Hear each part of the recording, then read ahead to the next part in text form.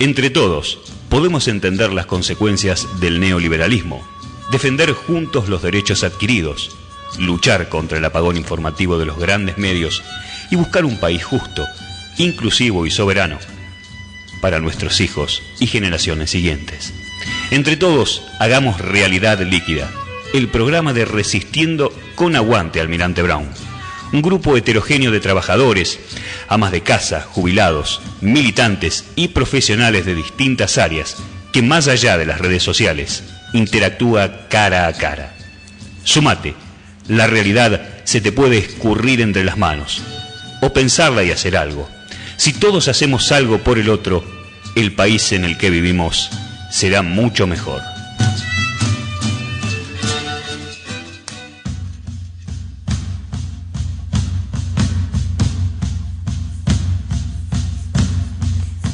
Bueno, bienvenidos a nuestro 10º programa ya.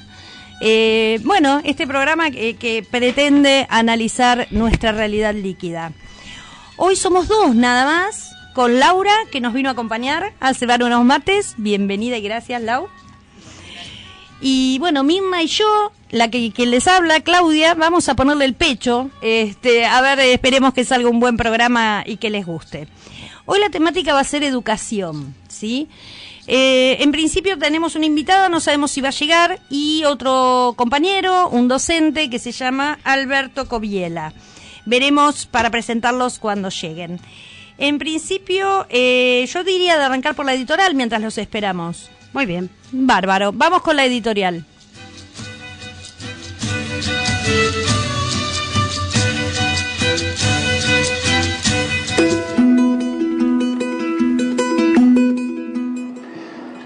Durante el proceso independentista del país comenzó un periodo de modernización de las políticas educativas.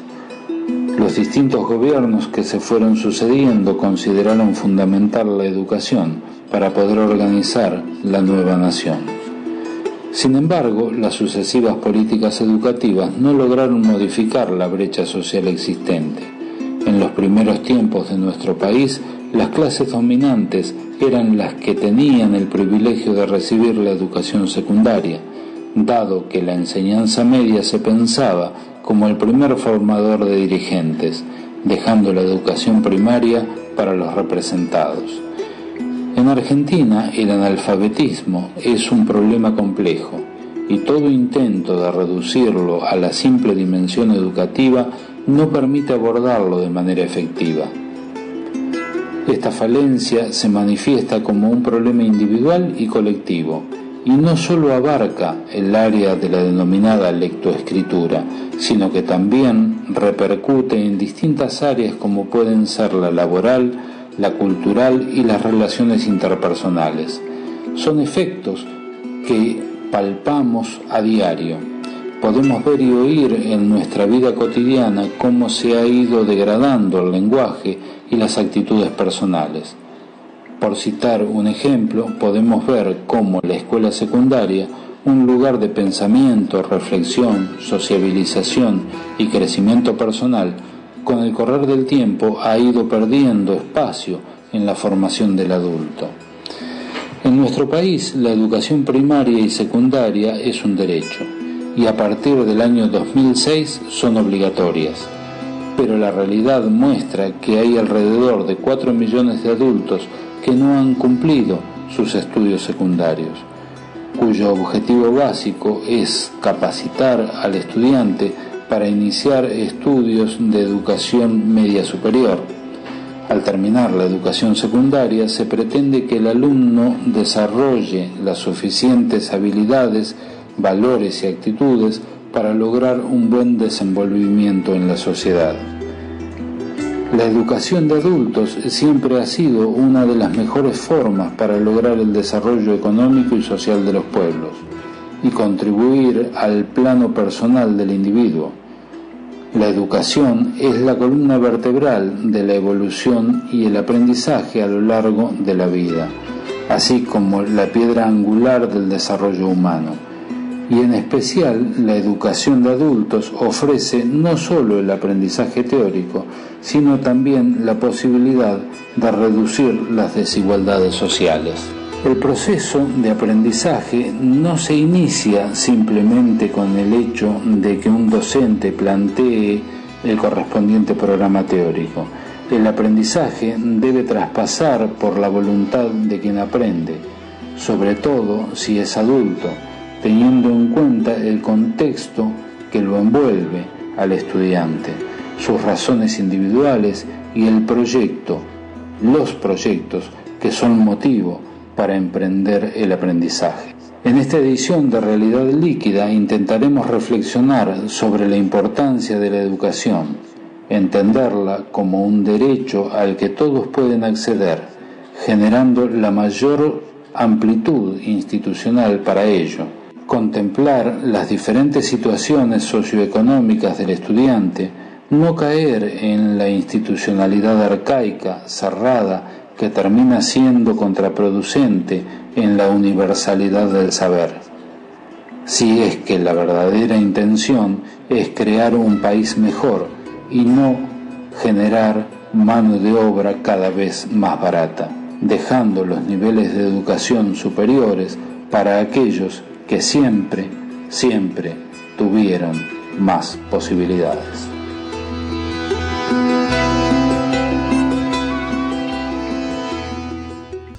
Bueno, arranquemos entonces con el tema de hoy, educación. Voy a preguntar, empezando preguntándote a vos, Mir, que sos especialista en este tema también, mientras se acomoda nuestro invitado. Bienvenido, gracias, Alberto.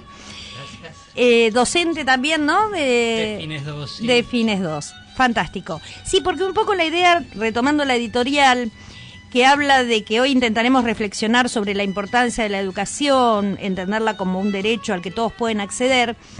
Digo, hoy en día está en boca de todos, es un tema, uno de los frentes más que está en crisis, ¿no? El tema de las paritarias docentes, el tema del comienzo de clases, pero es como que no se le da, no solo entidad, sino tampoco se lee ni se escucha, el tema de la educación informal.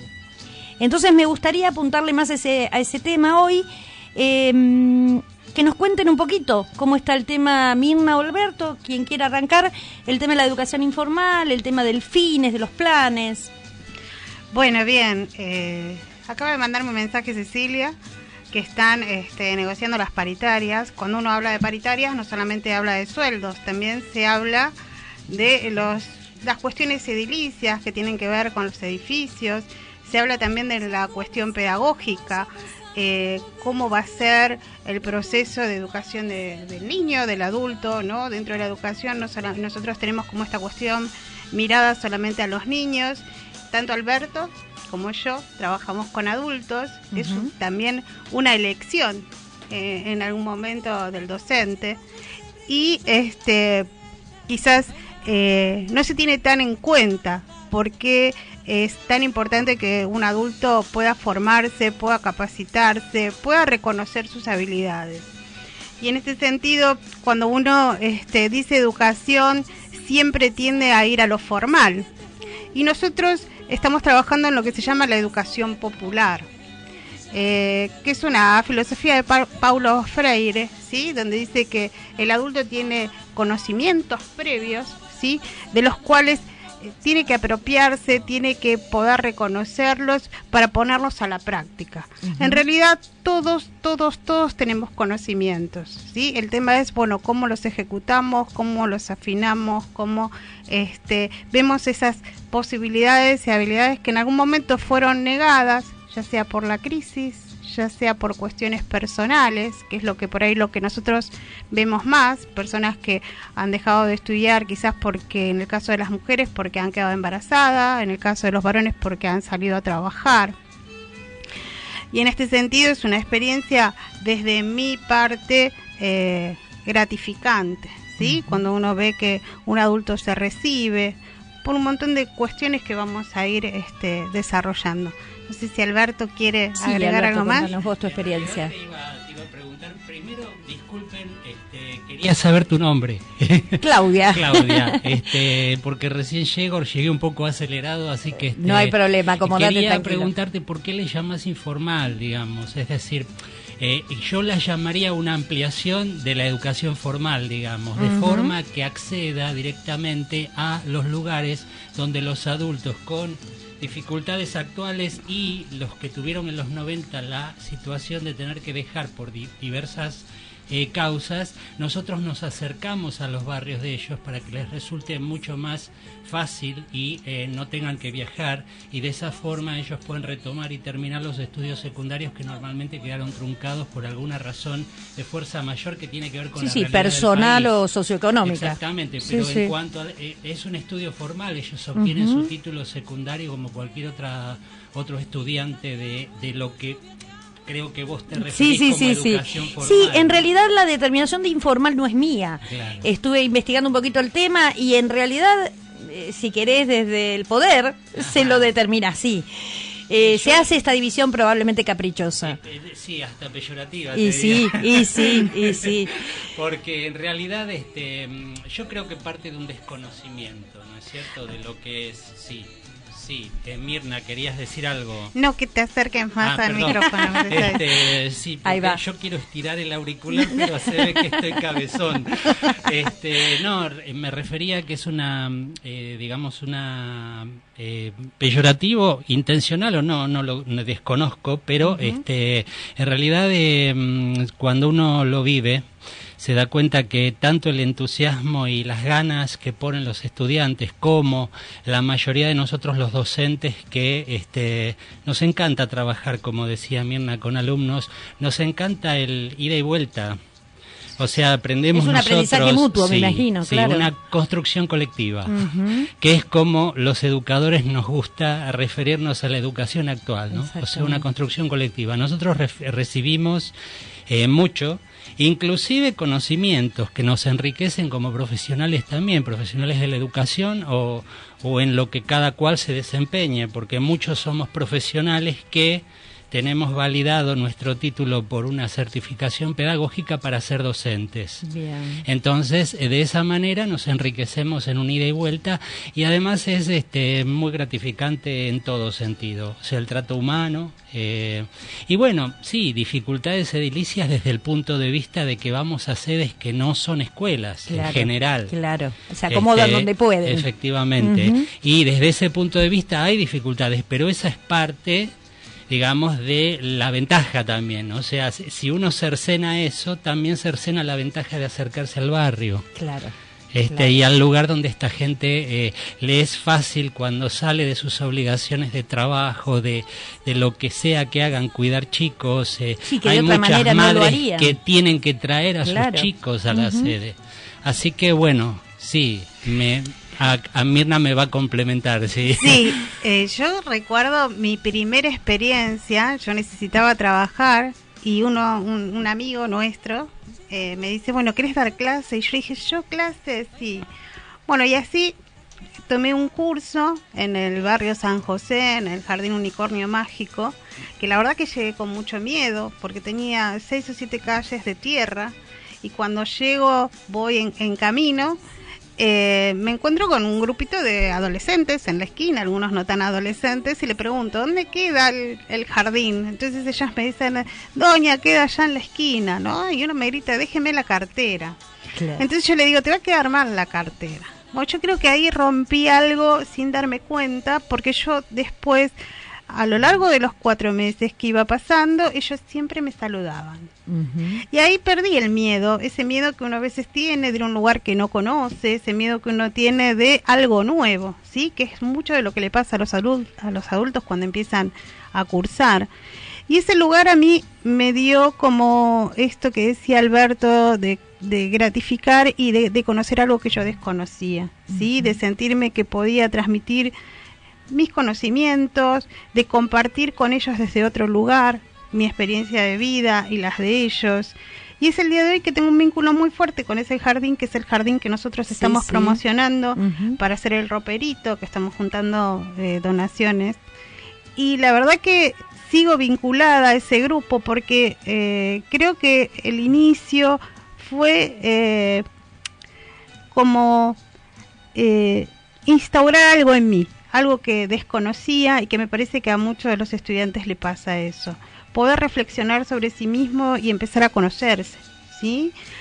Después, esto que decía Alberto, de que las mujeres van con sus hijos, y sí, yo en ese curso tuve una chica que había tenido familia, y era una noche muy, muy fría, y después el nene apareció internado, lo tuvieron que internar porque tenía bronquitis, y la verdad que uno empieza a ver la voluntad, ¿sí? Del estudiante de realmente querer superarse. La realidad se mete en el aula, ¿no? Inevitablemente.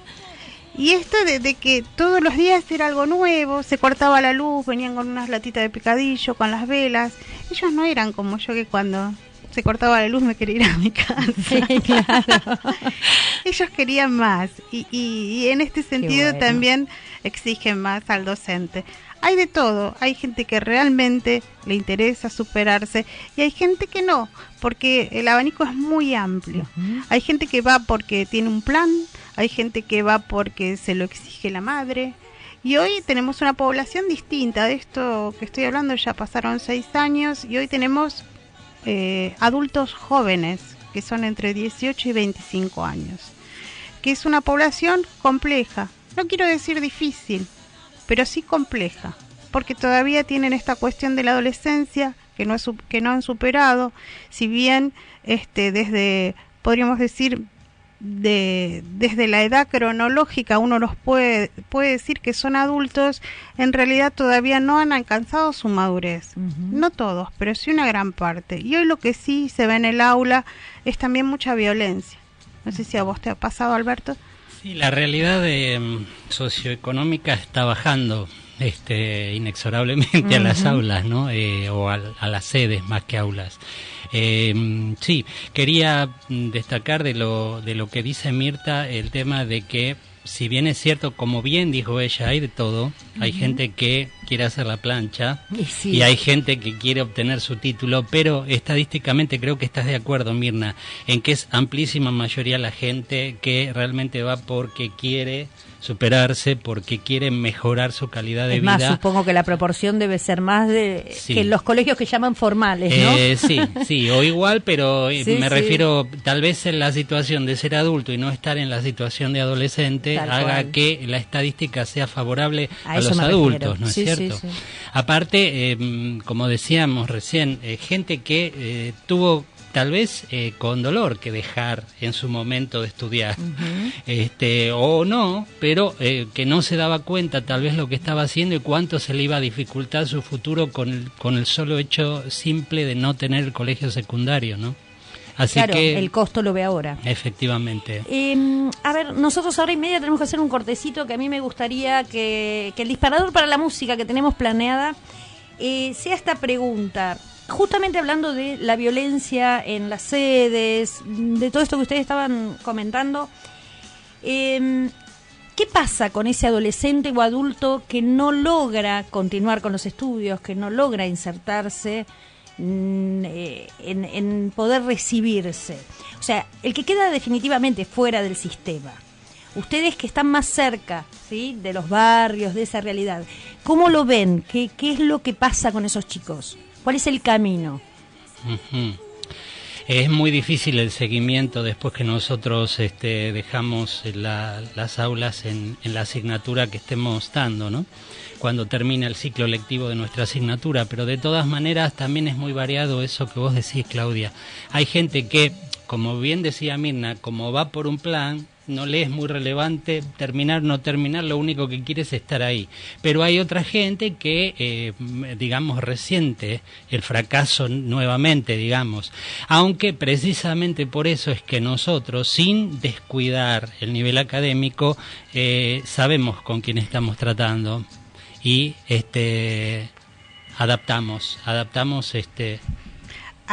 la currícula. Efectivamente. Para que todos puedan poder acceder a su título, porque hay estadísticas. De hecho, yo hice un estudio hace un par de años donde la mujer estudia para poder resolver cuestiones que que no ha podido resolver, o sea, algo de lo cual hay un llamado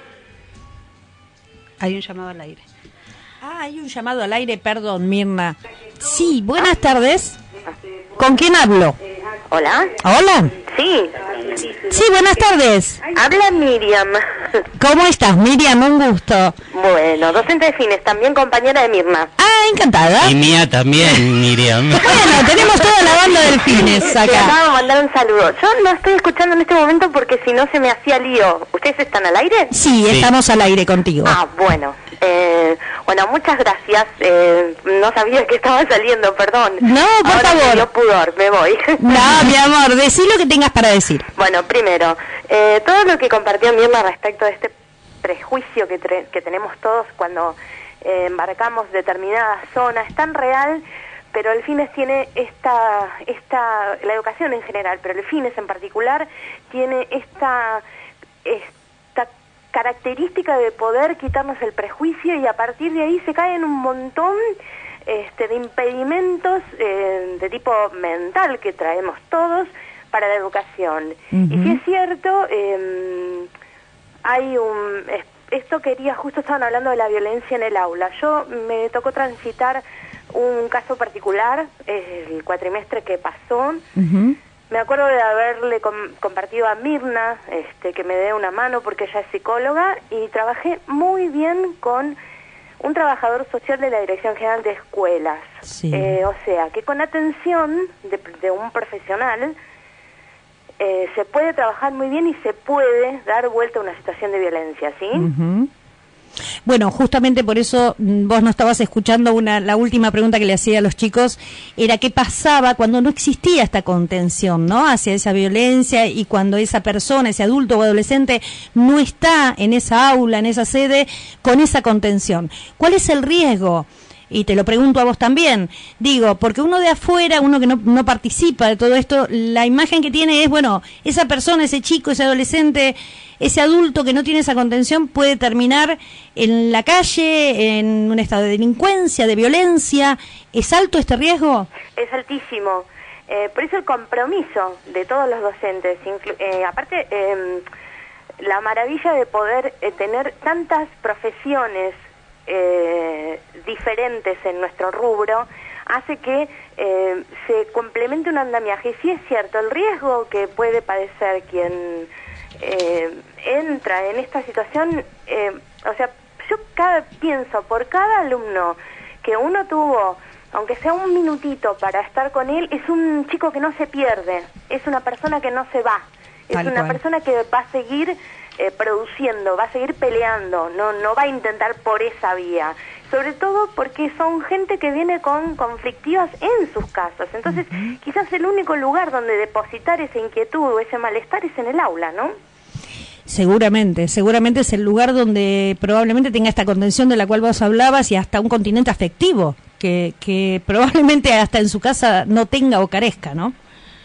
Ay, ¿sabes que te escucho muy muy bajito? Silvia, ¿me dijiste tu nombre? Miriam. Miriam, yo te tengo que ir cortando lamentablemente porque tenemos que hacer un corte en la radio para las publicidades. Si querés nos conectamos de vuelta más tarde. Como quieran ustedes me avisan. Muchísimas gracias y me encanta el programa, ¿sí? Por favor, gracias a vos por comunicarte. Un beso enorme. Gracias, Miriam. Chao, Te mandamos Miriam, un beso. gracias. Bueno, justamente vamos a hacer el corte y hablando de la violencia, vamos a ir con la canción Hay un niño en la calle de Mercedes Sosa y Calle 3.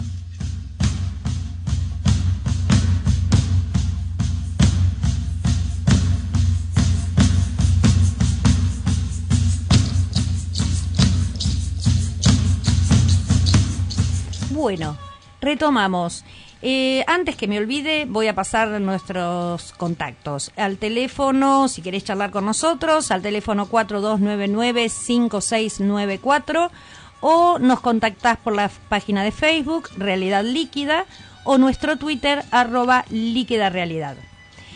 Bien, siguiendo con el tema, yo quería pasar un poquito, chicos, a preguntarles el tema de una parte que no tocamos.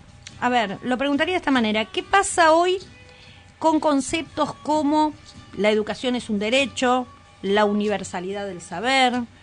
¿Qué pasa hoy concretamente con la responsabilidad del Estado y su papel rector? Es difícil resumirlo. Y es difícil preverlo, es difícil todo, digamos. O sea, a ver, estamos en plena situación de transformaciones. Son transformaciones que, como los oyentes todos sabemos, son muy violentas, muy aceleradas. Uno podía esperar esto de gobiernos como el que tenemos, pero no con la velocidad, si se me permite el término, salvaje, ¿no? De los cambios.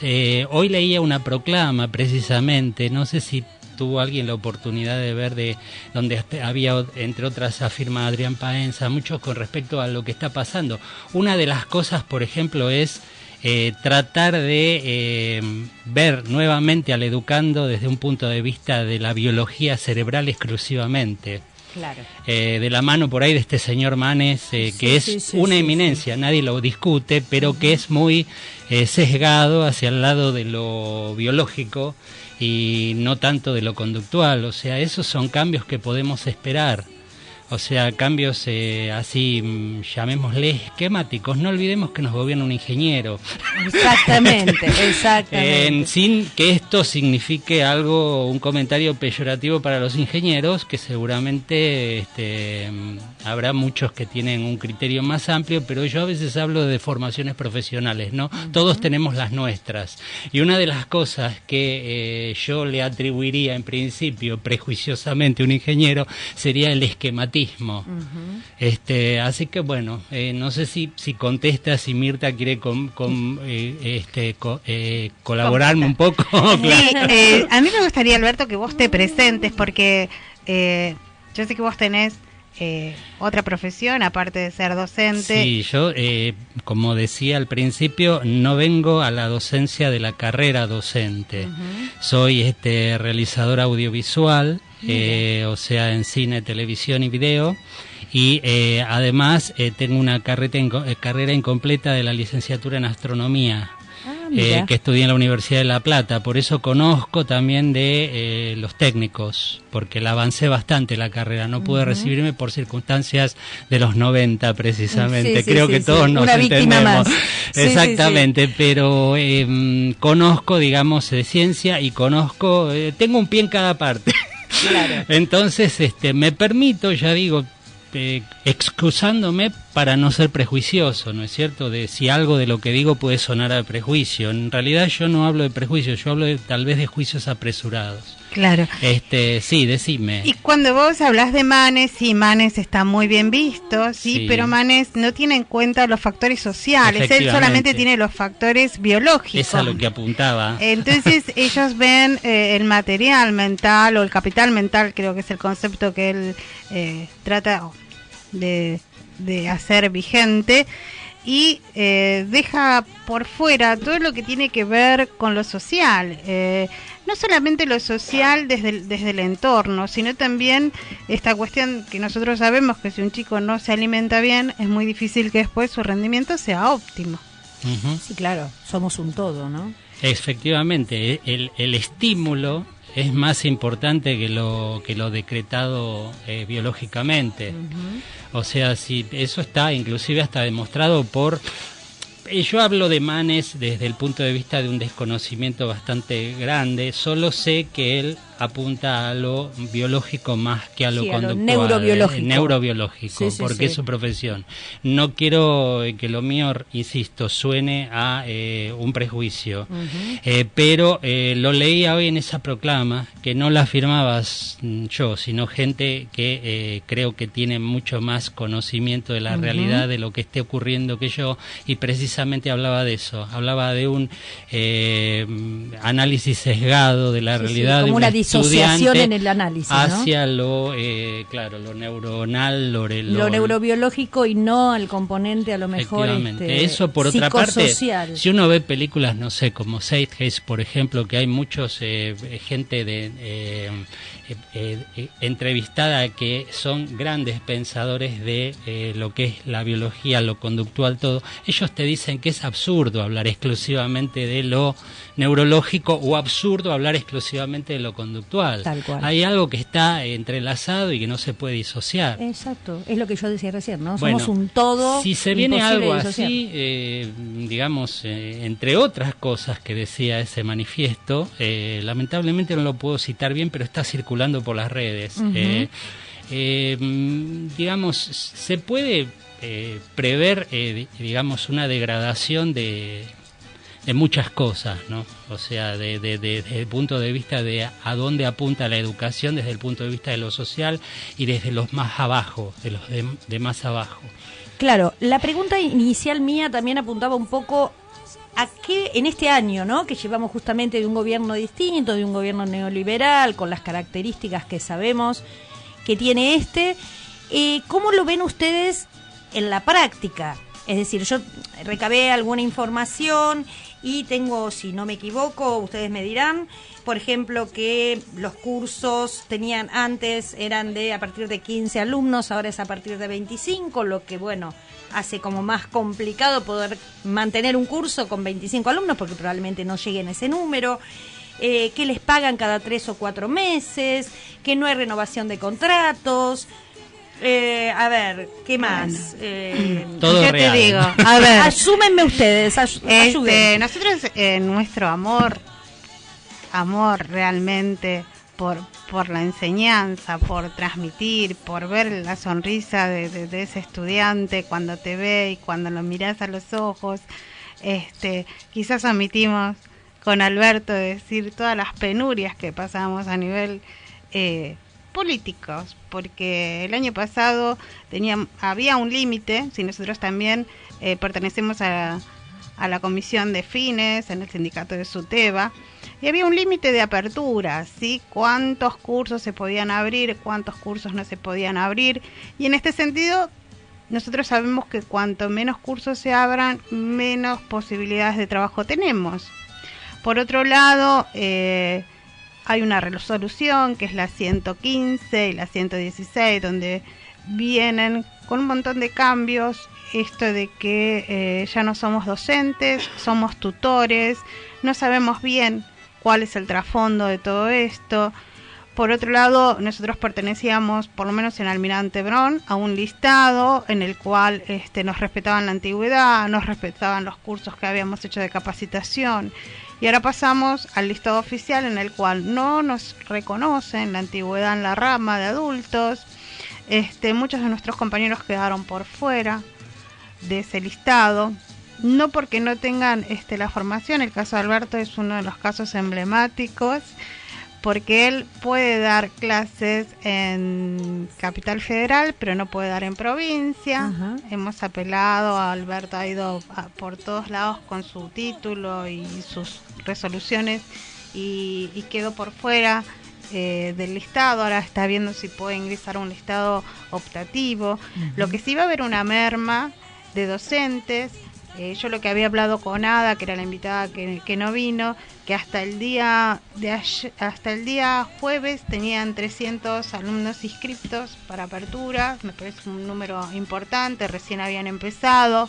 Hoy yo fui a la Casa de la Cultura, que es donde están inscribiendo para los estudiantes, y había gente, hay movimiento, la gente tiene... más allá de la motivación, la necesidad de culminar sus estudios, había gente averiguando, gente inscribiéndose. Y esto de que no cobramos es una realidad. Hoy, Alberto, tendríamos que haber cobrado el receso y no tenemos noticias del receso. El año pasado nos pasó lo mismo. Viajamos a La Plata varias veces. Para allá el mismo año pasado, a poco de hacerse cargo el gobierno, nosotros veníamos cobrando. Ojo, había irregularidades también, pero eran irregularidades aisladas. Ajá. Este año empezó a ser como una norma y nosotros tuvimos que ir a La Plata con apoyo sindical para reclamar el pago de el porcentual de receso que nos corresponde. Nosotros no se nos paga vacaciones, se nos paga porcentual por el tiempo que trabajamos en el año, porque somos contratados, o sea, somos trabajadores precarios, lo éramos y empeoramos.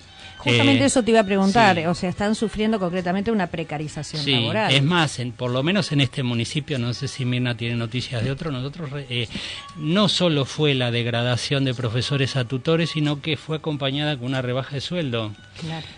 Claro. Es decir, ya no empezamos, hasta apareció en las formas de los contratos que firmamos. Uh-huh. Hasta el año 2015 aparecía una frase que decía que teníamos equiparado el sueldo al del profesor, y el año pasado desapareció ese renglón. Claro, ahí está. Mira, la pregunta acá sería... Ustedes están evidentemente con una, como dije recién, una precarización laboral. ¿Ustedes creen que hay una intencionalidad atrás de esto, de eliminar estos planes? ¿Hay alguna intención en ese camino? Yo siempre me pregunté por qué seguían. Y bueno, la respuesta era que eran baratos, uh-huh, en general, y que tenían llegada a los, digamos, a las bases populares por el otro lado, y por el otro lado, al estar precarizados nosotros, también es muy fácil suprimirnos en cuanto a vuelta de página. Claro.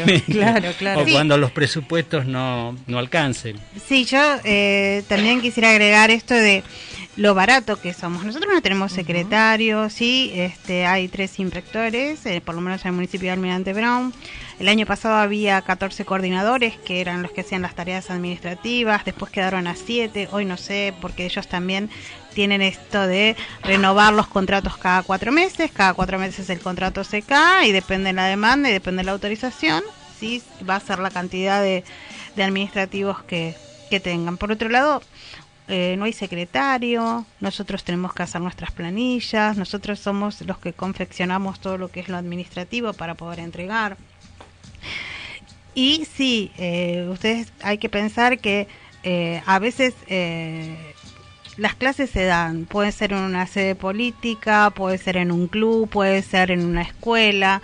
Iglesias evangélicas, donde sociedad de fomento. La gente se hace cargo de pagar la luz, de la limpieza. Uh-huh. Entonces, esto es barato, o sea, porque no están pagando personal para sostener el plan. Uh-huh.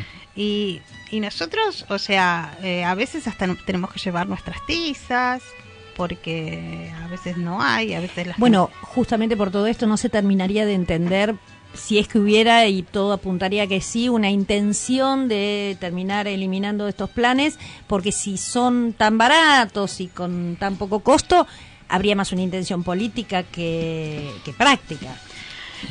O económica. Nosotros en el municipio tenemos un aval importante desde lo que es la coordinación de inclusión y de educación. Ellos trabajan fuertemente en todo el territorio. Ahora, en otros municipios yo no te puedo garantizar si esto es así. ¿Por qué? Porque ellos van todo el año, o sea, están también los referentes, que son los que se encargan de juntar la documentación de los estudiantes. Ellos no cobran, hace años que están con una promesa de que le van a dar un sueldo, no se lo dan, es todo a pulmón, todo lo que se hace es a pulmón, así como el docente puede ir 3 meses a trabajar sin cobrar, los referentes también hacen su tarea sin cobrar, ni siquiera tienen la expectativa de que van absolutamente a cobrar. Admirable y loable. Quisiera acotar que a tus preguntas, Claudia, nosotros contestamos, creo que Mirna también, no quiero hablar por vos, pero contestamos lo que nos parece, pero la situación es de mucha incertidumbre. Obvio. Y yo no creo que esa incertidumbre sea inocente. Uh-huh.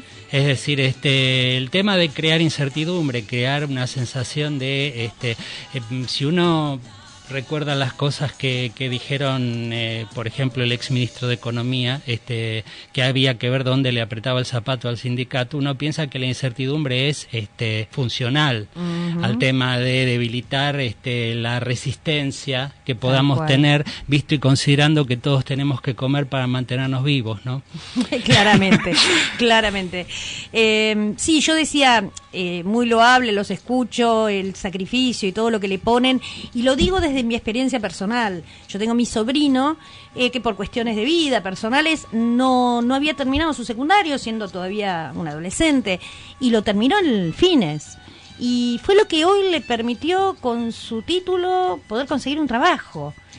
que realmente lo veo en la práctica. Sin ese título era un adolescente probablemente perdido porque no iba a encontrar su espacio laboral. Entonces me parece realmente loable lo que hacen, sin ningún apoyo y sin ninguna ni siquiera sostén económico, ¿no? Justamente como ustedes dicen. Chicos, se nos está yendo el programa. Ya estamos casi a -5. No sé si quieren agregar más. Voy haciendo el cierre. Sí, yo quisiera agregar que todos aquellos que tengan la intención de terminar sus estudios, que le ronde esa idea en la cabeza, que se animen. Yo sé que hay miedos, porque los adultos tenemos miedo, y no está mal que tengamos miedo, pero que sí se van a encontrar con un docente cálido, diferente, quizás a experiencias diferentes que han tenido. Están anotando en la Casa de la Cultura, en el 2º piso, así que acérquense, dense esa oportunidad para culminar los estudios. Sí, me parece muy, muy bueno. Casi no quisiera acotar nada porque me gusta lo que dijo Mirna como cierre. Lo único que quería acotar es el tema que había pensado antes, era que no solo piensen en mejorar su situación laboral, y esto lo estoy tomando prestado de una colega de Mirna muy prestigiosa, que es Blechman, ¿no? Que dice que el que piensa solo en mejorar su situación económica es un esclavo. Uh-huh. Que vayan a estudiar, por enriquecerse internamente, por también, ¿no? Por placer. Uh-huh. Y que muchos casos, yo sé que Mirna, y en el caso mío creo que también, no solo queremos darles un título, queremos, nos brindamos más que para eso. Seguramente. Y en general obtenemos un feedback que es espectacular. Esa construcción de la que hablaban al principio. La construcción colectiva, efectivamente. La construcción colectiva. Bueno, vamos cerrando. Yo voy a terminar con unas palabritas, pero bueno, recuerdo que somos Resistiendo con Aguante Oficial Almirante Brown.